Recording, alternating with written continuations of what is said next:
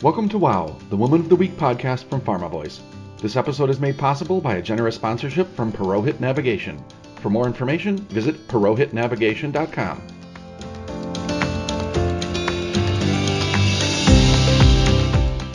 In this episode, Taryn Grome, co-founder and editor-in-chief of Pharma Voice, meets with Beth Paulino, Director of Corporate Communications and Public Relations, Ogilvy Health.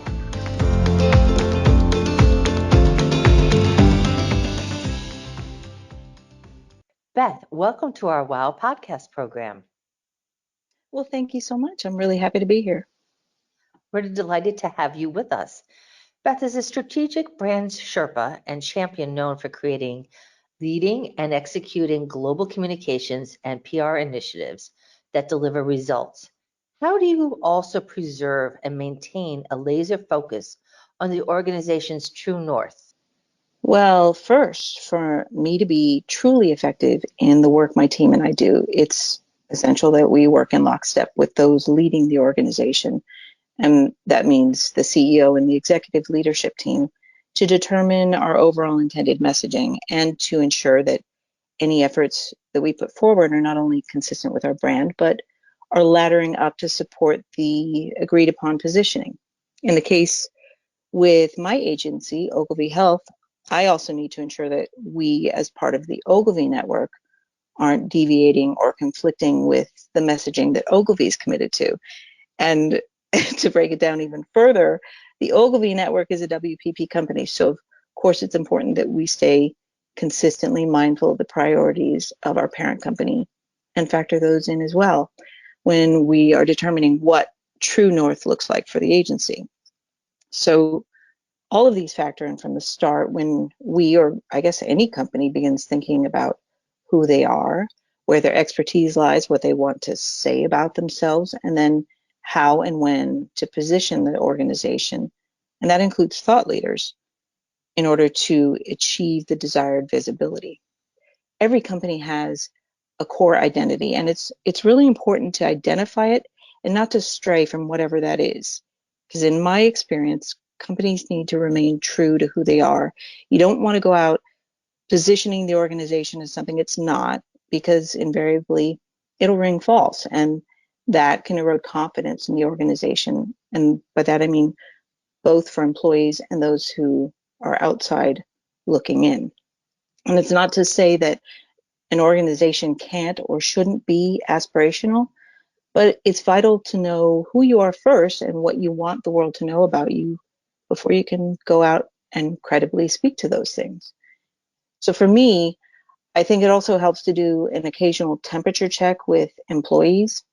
It's easy to get caught up in moving forward and keeping your head down and doing the work. But if you don't look up once in a while, there are things that can be missed. And by periodically touching base with some trusted colleagues who may not be as close to the day-to-day and can tell you if something feels off or isn't resonating, I believe it can help any company make sure they're not straying from their true north. It's a masterclass in creating a brand strategy. Thank you so much. That was wonderful. Thank you. Let's dive in a little bit deeper. Given your learned lens into corporate comms and public relations, what are some of the major trends you are tracking right now?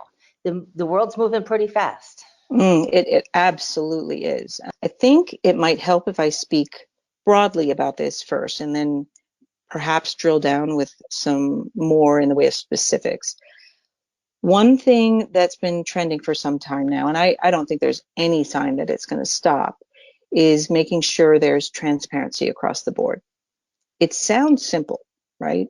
But in practice, it can be complicated by those who might want to instinctively keep things closer to the vest to try to control the narrative, which I think is a mistake.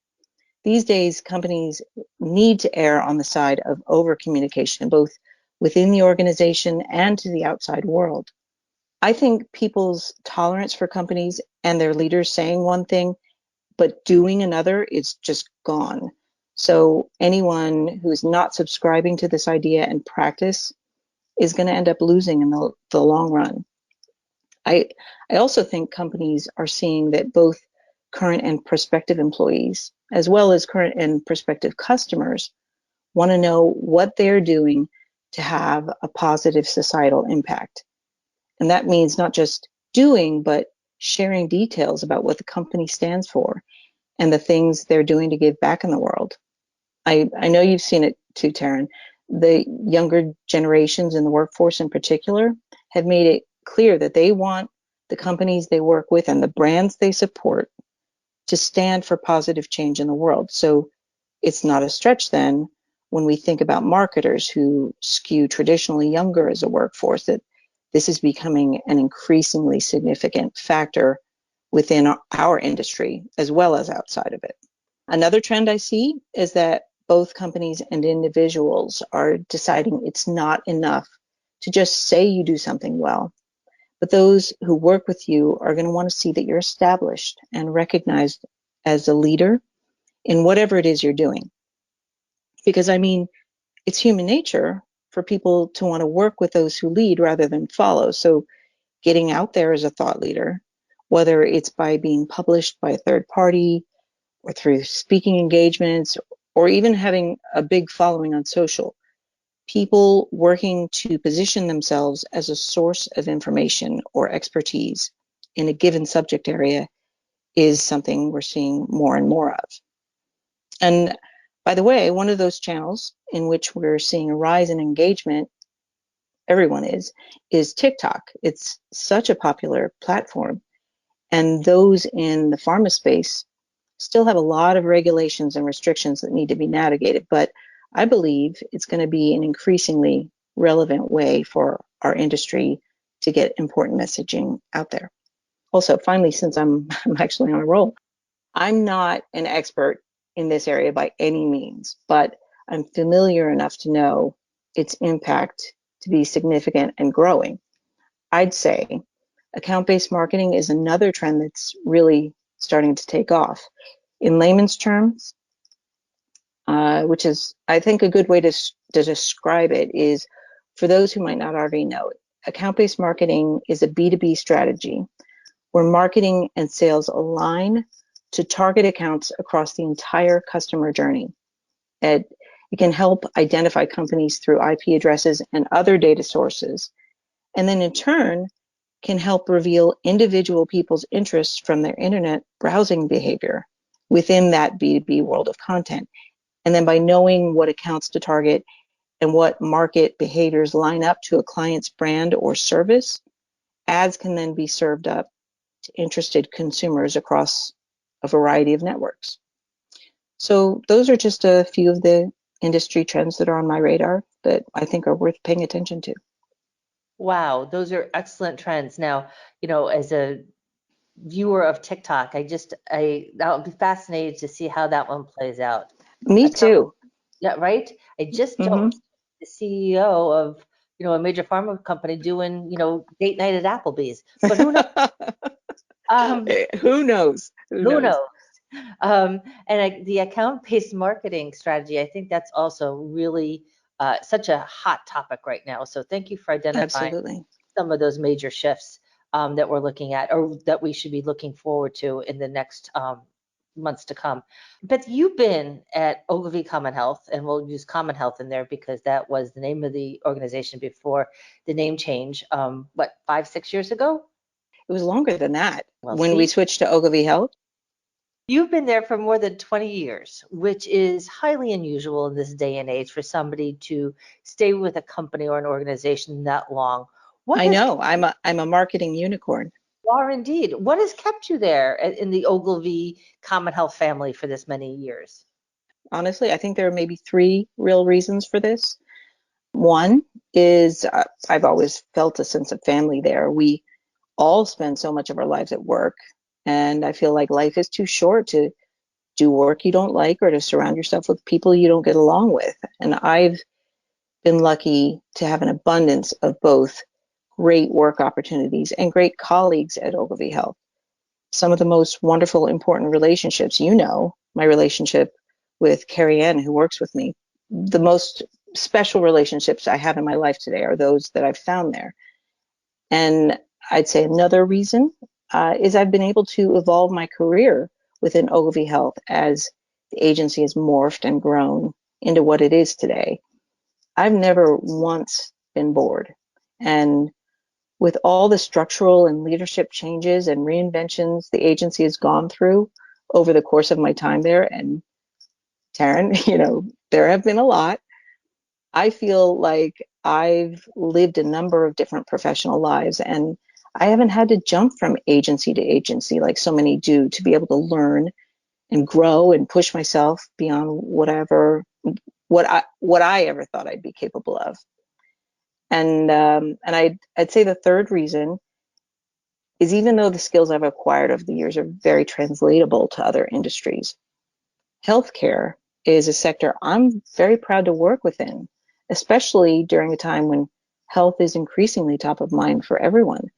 The things that we do can actually have a profound impact on the lives of others. And really, at the end of the day, for me, nothing I'm going to do professionally is really more important than that. That's wonderful. And since you brought up the topic of reorganizations, let's talk about how Yeah. you've navigated through some of these waters. I mean, companies go through reorgs all the time, but they're not always easy.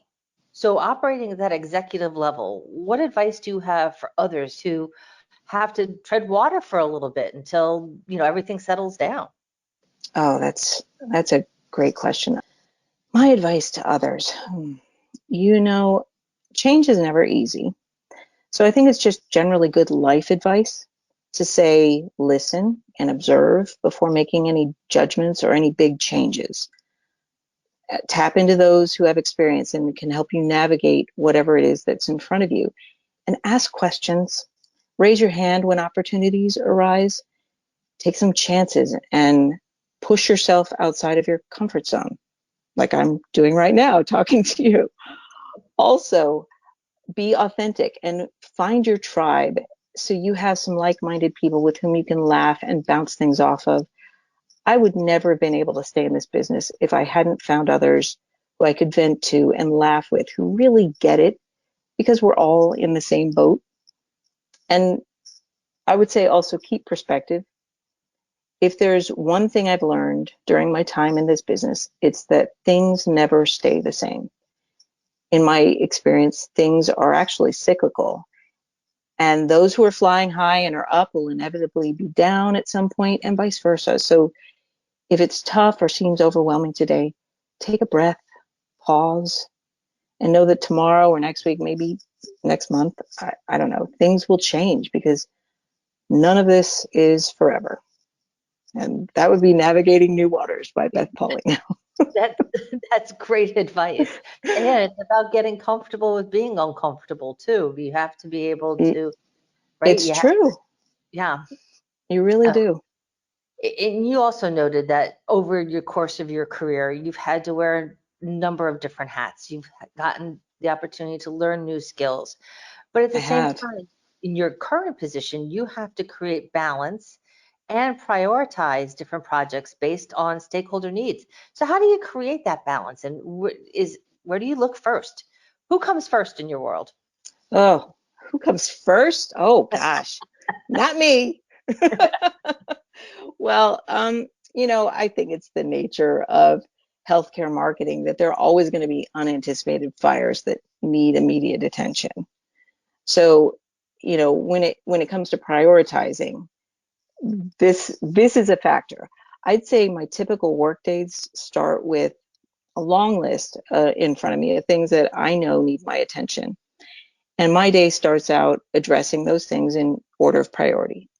And then one or two things that are completely impossible to anticipate pop up.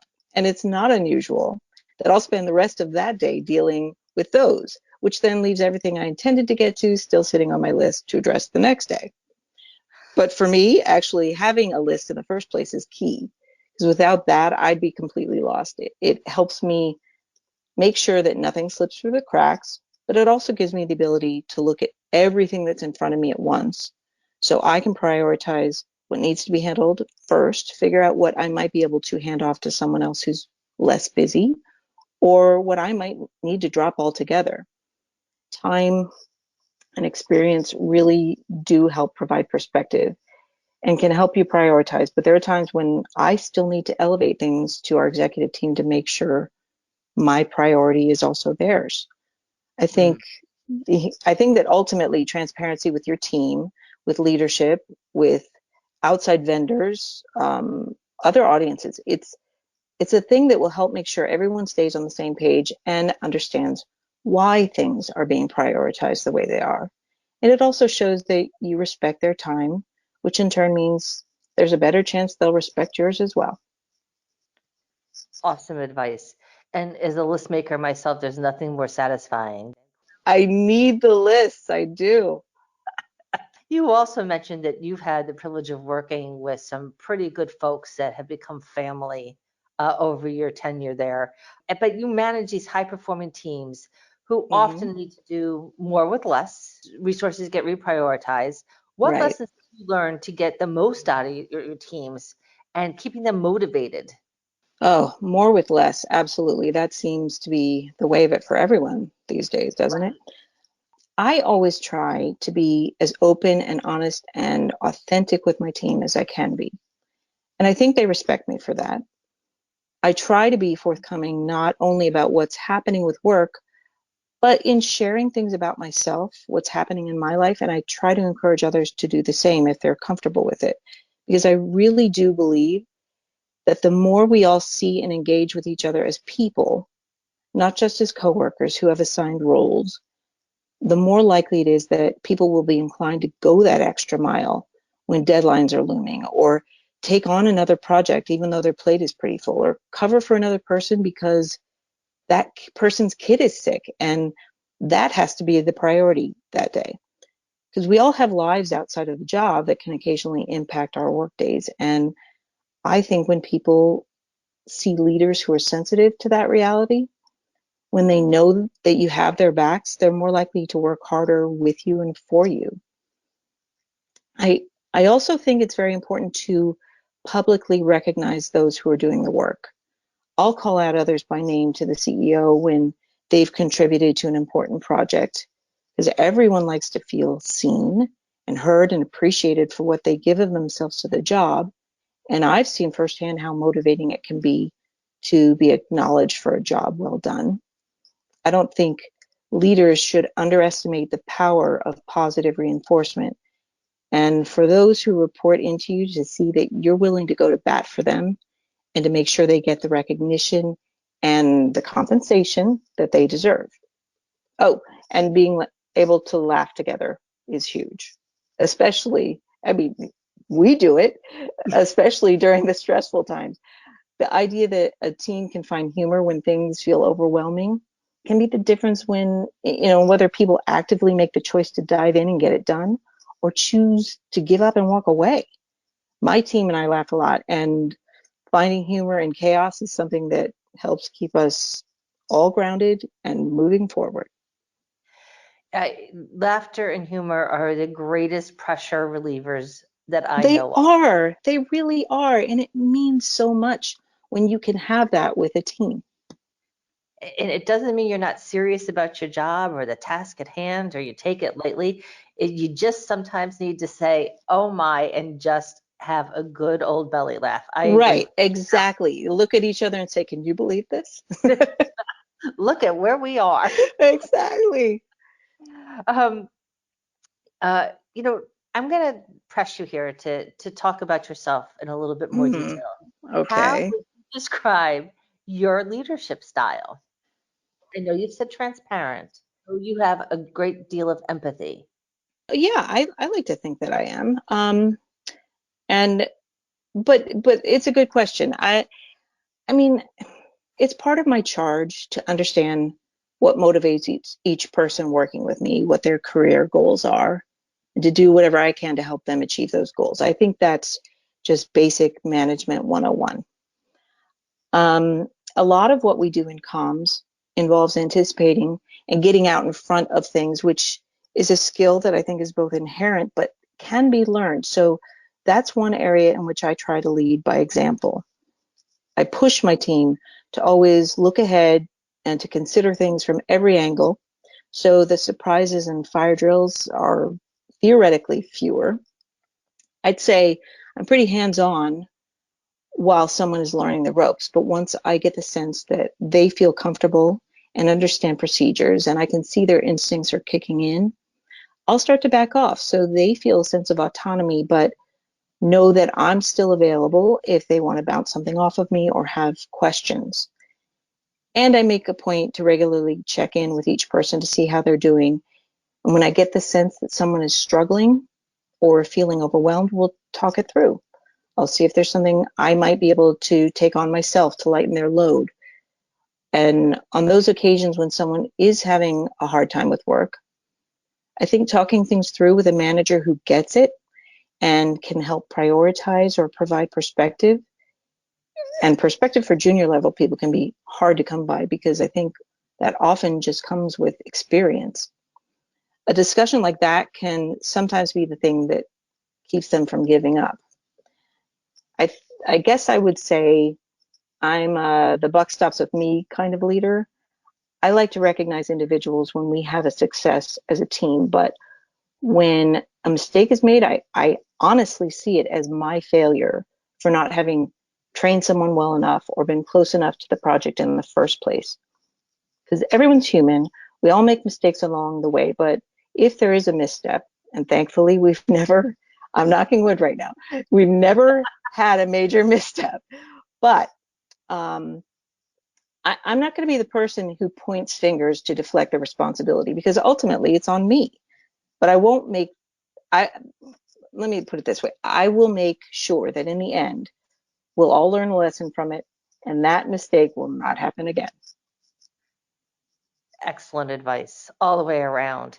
And I would think that I love that idea that you said about looking at situations from multiple different angles, because when you're working in public relations as well as corporate comms, you have to anticipate some of those instances where something might happen, like a crisis communication situation, Absolutely, you have which to. is certainly not easy to manage. And in this day and age, I would think even for internally as well as for clients, you have to think about crisis communication plans.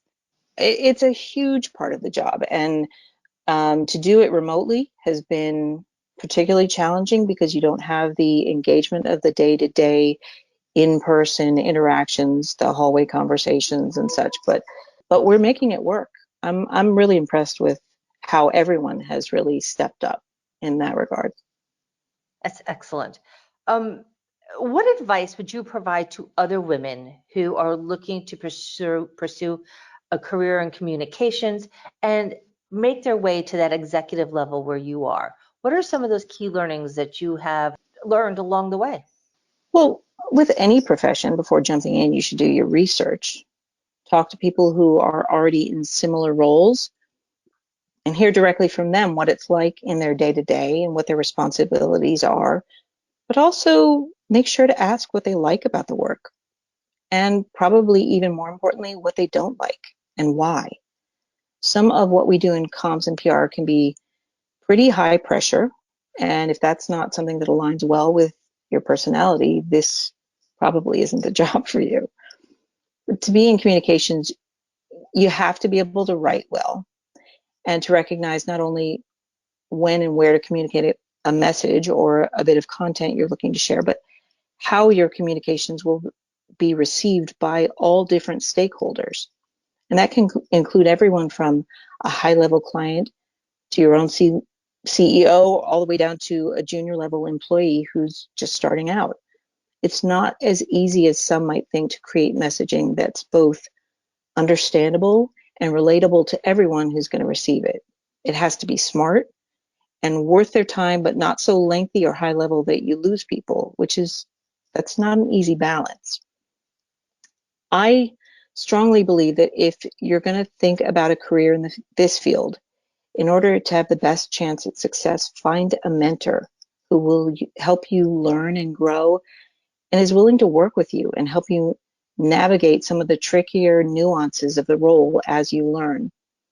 For example, how to recognize the things that need to be reviewed and approved by management before going out, and conversely, what you shouldn't be wasting their time with, or how timing can be an important consideration with any message.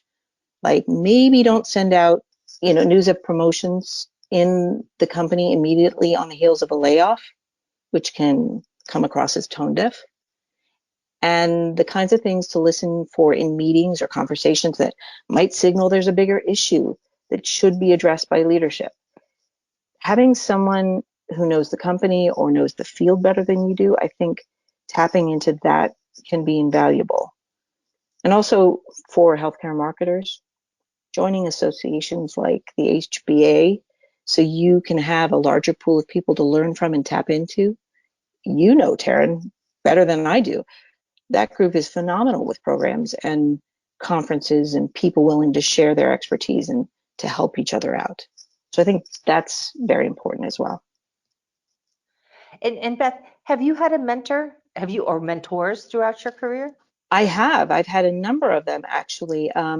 Stacy Singer, who is about to be inducted into the Medical Advertising Hall of Fame, she is probably the one person I learned the most from. John Zweig, who I know you also know. I learned immensely by watching him, and at Stacy's feet, I was definitely learning every single day and just absorbing all of it. She's someone I admire greatly. Wonderful. And finally, Beth, I'm going to ask you to pinpoint and share one wow moment that is either shaped your career or changed the trajectory of your career. Oh, And well, it's a very successful career, so I'm going to challenge you. thank you. Thank you for that. You know, it's crazy looking back on it, but a moment that shaped my career was actually when I was laid off. I had just recently returned to what was the med ed division of Common Health. At the time, it was Common Health, because the meeting planning group was not doing well. And though I'd left to work for another company to be director of symposia there, I missed Common Health. And when they called to ask me to come back and help fix things and offered me a nice salary bump, I did jump at that chance. So I spent months hiring and retraining the meeting planners, helping to streamline processes, and got everything in really good shape. And then the company had a right sizing, and I was told my job was being eliminated. And I was given a week to stay and use the office resources to update my resume and look for work elsewhere. I honestly think I was in shock for about 2 days. And then something just clicked. And I decided to put together a Hail Mary kind of proposal, which was for communications and marketing positions that hadn't existed before at the agency. We didn't have anyone focused on marketing Common Health to the world. At that time, it was like a situation of the cobbler's kids having no shoes. We were great at marketing for our clients, but not so for ourselves. So it was on the last day before I would be unemployed that I was called in by Stacy Singer, actually, and told that leadership thought my proposal was a really good idea and that Stacy would take me under her wing and we'd build the department together. And in hindsight, I realize now how remarkable it was that during a significant round of layoffs, leadership saw enough merit in the idea that they chose to invest in something new and keep me on in an unbillable position. But honestly, if there's a moral to that story, maybe it's just that when things look pretty bleak, you still have the power within you to make things happen. And sometimes, you're just going to have to throw that Hail Mary and see what comes of it. Wow, what a pass. Right? I have to say, yeah, amazing. First of all, to have that kind of insight. There was that and desperation. But yes, absolutely. But you saw where there was a need too. So it wasn't like you were going in blind. You knew that this is something the agency needed. And you really that's remarkable. What a great story. Thank you for sharing that with us, Beth. Thank you. I know I did, and it worked out. So that's a happy ending right there. this has been a great conversation. It's been like a masterclass in communications, what to do, what not to do, what to think about, what to look for, as well as strategy. Thank you so much for your time. It has been such a delight to speak with you, and I want to wish you 20 more years at Ogilvy Health. Oh, thank you so much, Taryn. It's been so nice talking to you. This is a formal discussion, but you and I have had so many good years together, just working together. I really appreciate you, and I appreciate this opportunity to share my thoughts. Thank you for listening to this episode of WOW, the Woman of the Week podcast. Thanks again to Purohit Navigation for sponsoring this episode. For more information, visit purohitnavigation.com. And don't forget to check out our other WOW podcast episodes at pharmavoice.com/wow. This 2021 program is copyrighted by PharmaLinks LLC.